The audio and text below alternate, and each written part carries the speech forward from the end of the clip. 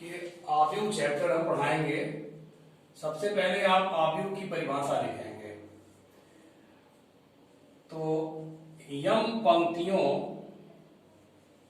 और यन स्तंभों के रूप में आयताकार सारणी यन क्रॉस यन कोट की आव्यूह कहलाती है। परिभाषा में आपका हो गया। तो आव्यूह जो होता है उसमें A11 की फर्स्ट अवयव है element, A12, A13 dot dot dot A1n, A21, A22, A23 dot dot dot A2n। ऐसे ही यमुनी पंक्ति AM1, AM2, AM3 dot dot dot AMN। तो इसमें यम पंक्तियां जो होती हैं ये क्षैतिज होती हैं, ठीक है, और कॉलम जो होते हैं स्तंभ ये ऊर्ध्वाधर होते हैं। क्षैतिज को पंक्ति कहते हैं और ऊर्ध्वाधर को स्तंभ कहते हैं। ये यम क्रॉस यन का है। इसका मतलब यम पंक्ति और यन स्तंभ। पहले पंक्तियों की संख्या बोली जाती है, फिर स्तंभों की संख्या बोली जाती है। अब आप लिखिए आव्यूह के प्रकार। तो आव्यूह के प्रकार में पहला आव्यूह है स्तंभ आव्यूह। स्तंभ आव्यूह जो होता है उसमें केवल एक स्तंभ होते हैं, एक स्तंभ होता है और पंक्ति चाहे जितनी हो। तो पंक्ति इसमें तीन है, 1, 2, 3 और स्तंभ एक है, तो 3 क्रॉस 1 क्रम का होगा। स्तंभ आव्यूह यह है, स्तंभ आव्यूह। इसके बाद दूसरा पंक्ति आव्यूह होता है। पंक्ति आव्यूह में केवल एक पंक्ति होती है और स्तंभ चाहे जितने हो। जैसे एक पंक्ति हो गई और स्तंभ 3 है, तो इसका जो क्रम हो गया 1 क्रॉस 3, 1 क्रॉस 3। तीसरा वर्ग आव्यूह होता है। वर्ग आव्यूह में पंक्तियों की संख्या और स्तंभों की संख्या समान होती है। पंक्तियों की संख्या और स्तंभों की संख्या समान होती है। जैसे कोई भी अवयव ले सकते हैं, 2 क्रॉस 2 का हो गया, 3 क्रॉस 3 का ले सकते हैं, 3 क्रॉस 3 लिखेंगे, 3 क्रॉस 3 का ले सकते हैं। मतलब पंक्तियों की संख्या और स्तंभों की संख्या समान होनी चाहिए। चौथा है विकर्ण आव्यूह। चौथा विकर्ण आव्यूह। विकर्ण आव्यूह में वर्ग आव्यूह होना जरूरी है। आप लोग पास करके इसको नोट कर सकते हैं। चौथा विकर्ण आव्यूह। विकर्ण आव्यूह वर्ग आव्यूह होना जरूरी है। Diagonal matrix, diagonal matrix. तो विकर्ण आव्यूह में वह वर्ग आव्यूह जिसके मुख्य विकर्ण के तत्व को छोड़ करके बाकी तत्व शून्य हो। जैसे ये मुख्य विकर्ण के तत्व होते हैं डायगोनल में। ये मुख्य विकर्ण का तत्व कुछ भी रख सकते हैं, कुछ भी रख लें, बाकी तत्व शून्य रखें, तो ऐसे आव्यूह को हम विकर्ण आव्यूह कहते हैं। वर्ग आव्यूह होना जरूरी है। पांचवा अदिश आव्यूह। अदिश आव्यूह में होता है कि इसके भी मुख्य विकर्ण के तत्व समान हो। समान मतलब 4, 4, 4 या ऋण 4 कर दीजिए, 8, 8, 8 कर दीजिए, मतलब इक्वल हो, बाकी सभी तत्व शून्य हो। ये हो गया आपका अदिश आव्यूह। इसका भी वर्ग आव्यूह होना जरूरी है। छठवां है तत्समक आव्यूह। छठवां तत्समक आव्यूह। तत्समक आव्यूह में भी वर्ग आव्यूह का होना जरूरी है। तत्समक आव्यूह को इंग्लिश में कहते हैं आइडेंटिटी मैट्रिक्स। आइडेंटिटी मैट्रिक्स में मुख्य विकर्ण के तत्व इकाई होना जरूरी है। इकाई 1, इसका 1 होना जरूरी है। तो अब देखिए ये तीनों जो हैं इसमें परस्पर कंपेयर करके समझ लीजिए। विकर्ण अवयव जो होता है उसके मुख्य विकर्ण के तत्व अशून्य हो और चाहे जितने हो। मुख्य विकर्ण के तत्व को छोड़कर बाकी सभी तत्व शून्य हो।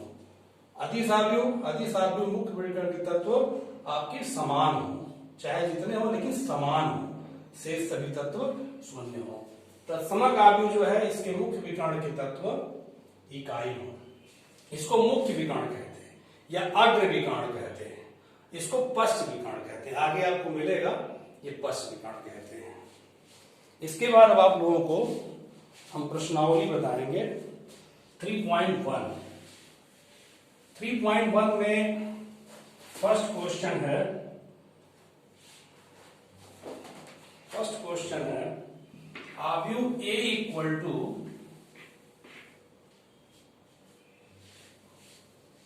अभी पहला वीडियो मेरा है,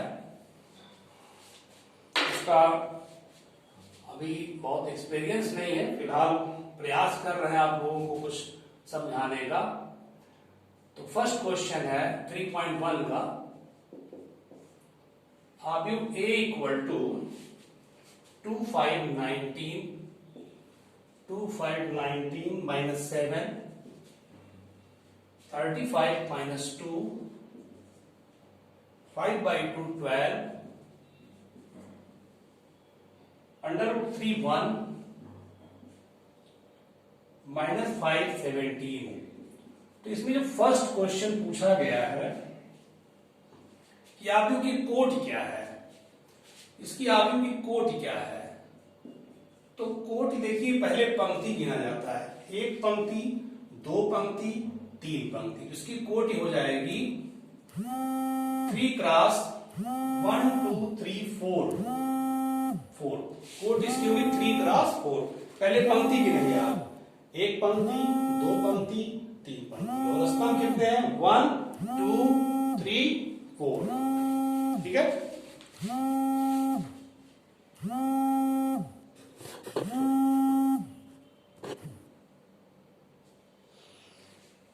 फोन आ गया था।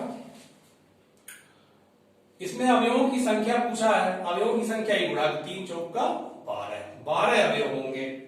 थर्ड क्वेश्चन पूछा है कि A13 का मतलब हो गया पहली पंक्ति और तीसरे स्तंभ का तत्व। तो देखिए पहली पंक्ति ये है और तीसरा स्तंभ ये है, ये तत्व जो है पहली पंक्ति का है और तीसरे स्तंभ का। ये पहली पंक्ति हो गई, ये तीसरा स्तंभ हो गया। A13 equal to 19। ऐसे ही आप बाकी कर लेंगे, जैसे और लास्ट वाला देखिए A23 पूछा है। A23 में दूसरी पंक्ति और तीसरा स्तंभ, दूसरी पंक्ति और तीसरा स्तंभ, दूसरी पंक्ति ये है और तीसरा स्तंभ ये आपका पड़ेगा, ये तत्व होगा 5/2। समझ में आ रहा है? ठीक। दूसरा क्वेश्चन है यदि किसी आव्यूह में 24 अवयव हैं, यदि किसी आव्यूह में 24 अवयव हैं तो उसकी संभव कोटियां क्या हैं। तो देखिए 24 अवयव है तो संभव कोटियां, चूंकि अवयवों की संख्या 24 है, अवयवों की संख्या 24 है, इसलिए संभव कोटियां जो होंगी वो या तो 1 क्रॉस 24 होगा, 1 क्रॉस 24, जिससे 24 बने, मतलब एक पंक्ति 24 स्तंभ, फिर 2 क्रॉस 12 हो जाएगा, फिर 3 क्रॉस 8 हो जाएगा, 8 × 24, फिर 4 क्रॉस 6 हो जाएगा, फिर 6 क्रॉस 4 हो सकता है, फिर 8 क्रॉस 3 हो सकता है, फिर 12 क्रॉस 2 हो सकता है, फिर 24 क्रॉस 1 हो सकता है। इसका मतलब देखिए एक पंक्ति 24 स्तंभ, दो पंक्ति 12 स्तंभ, तीन पंक्ति 8 स्तंभ, 4 पंक्ति 6 स्तंभ, 6 पंक्ति 4 स्तंभ। इतने प्रकार की कोटियों के आव्यूह हो सकते हैं। फिर पूछा है कि यदि इसमें 13 अवयव हों तो उनकी कोटियां क्या होंगी। तो 13 अवयवों वाली कोटियां जो होंगी, कोटि होगा 1 क्रॉस 13 या फिर 13 क्रॉस 1, मात्र 2 कोटियों का अवयव बनेगा। इस प्रकार से आप लोग तीसरा क्वेश्चन कर लेंगे। अब देखिए चौथे का एक खंड देख लीजिए और बाकी 2 खंड अपने मन से आप लोग करिएगा, जो दिक्कत आएगी उसको पूछ सकते हैं। देखिए फोर्थ में लिखा है एक 2 क्रॉस 2 अवयव है a बराबर ए आई जे, a बराबर ए आई जे। 2 क्रॉस 2 का मतलब हुआ i बराबर 1 2 और j बराबर 1 2, मतलब 2 पंक्तियां हो और 2 स्तंभ। 2 क्रॉस 2 का मतलब हुआ 2 पंक्ति हो और 2 स्तंभ हो। इसका पहले विस्तार कर लेते हैं। 2 पंक्तियां और 2 स्तंभ का विस्तार ऐसे होगा a11 a12 a21 a22, बस ये विस्तार हो गया। अब आपको कोई भी सवाल इसका देख सकते हैं आप। थर्ड क्वेश्चन देखिए, चौथे का थर्ड ही देख लीजिए। ए आई जे बराबर आई प्लस 2j का होल स्क्वायर अपॉन 2। इसमें a11 पहले निकालना है, तो i बराबर 1 और j बराबर 1, i बराबर 1 और j बराबर 1 यहां भरेंगे तो a11 आएगा, तो i बराबर 1 और j बराबर 1 भरेंगे तो 2 इंटू 1 2 हो जाएगा का होल स्क्वायर अपॉन 2। तो ये 3 का स्क्वायर 9 9 अपॉन 2, a11 आ गया। फिर इसके बाद a12 निकालिए। a12 निकालने के लिए i बराबर 1 और j बराबर 2 रखिए, i बराबर 1 और j बराबर 2 रखिए तो a12 निकलेगा। इसी में रखना है तो 1 और यहां 2 रखेंगे, 2 इंटू 2 4 हो जाएगा, इसका होल स्क्वायर है तो 5 का स्क्वायर 25 अपॉन 2।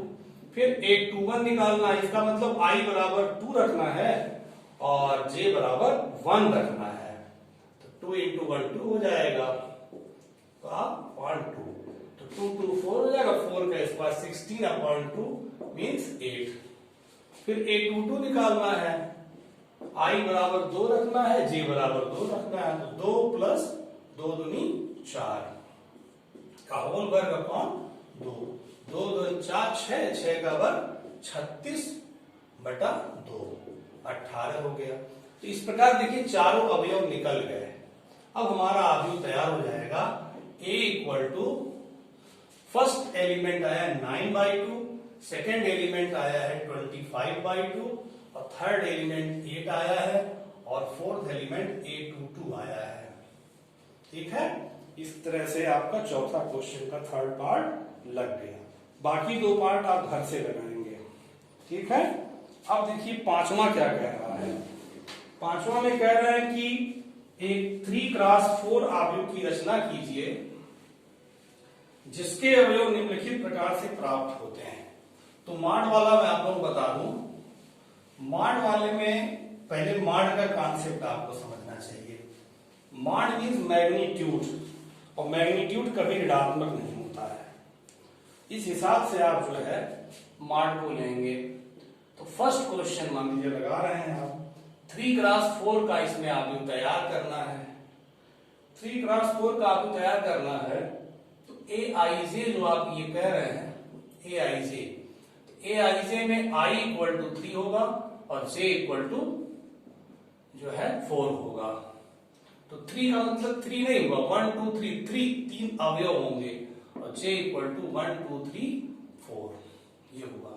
अब आप अवयव लिखेंगे तो 3 क्रॉस 4 का लिखेंगे, मतलब 3 पंक्तियां और 4 स्तंभ, a11 a12 a13 a14, मतलब सेकंड वाला 4 तक जाएंगे और फर्स्ट वाला केवल 3 तक जाएंगे, a21 a22 a23 a24 a31 a32 a33 a34।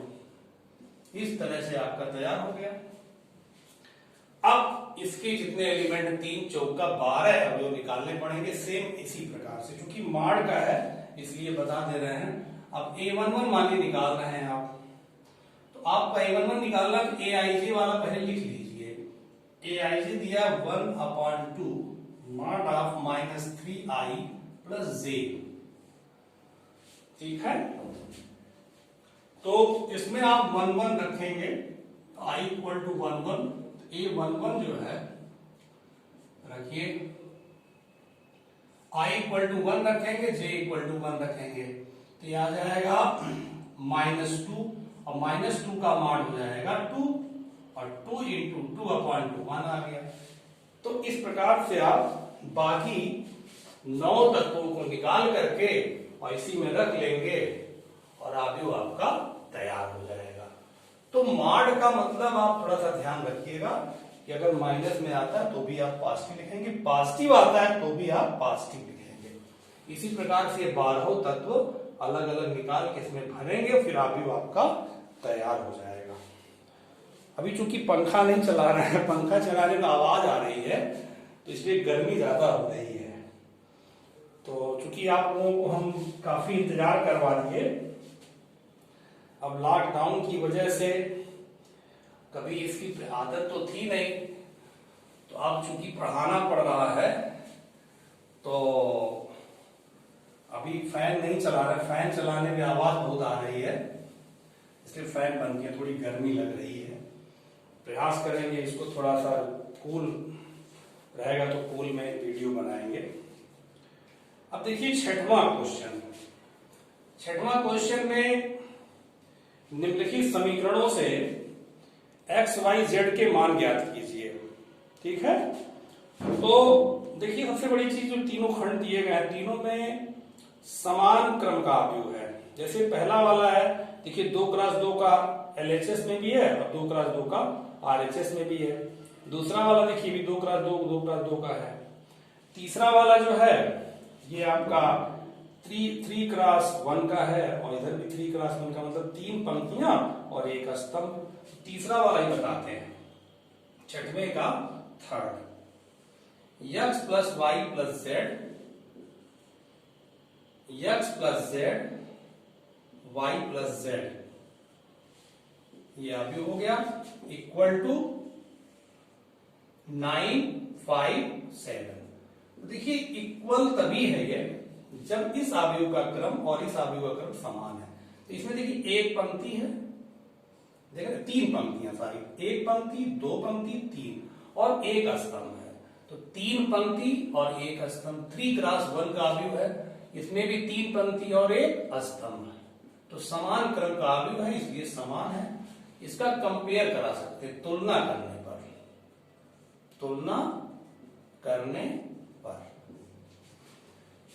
तुलना करेंगे तो आपका x plus y plus z equal to 9, x plus z equal to 5, y plus z equal to 7।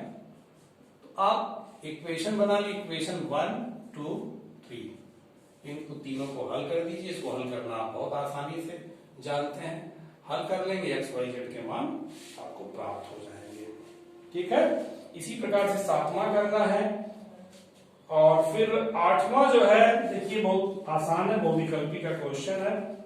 8वां कह रहा है a बराबर aij m क्रॉस n एक वर्ग आव्यूह। वर्ग आव्यूह आप जानते हैं जब पंक्तियों की संख्या और स्तंभों की संख्या बराबर हो।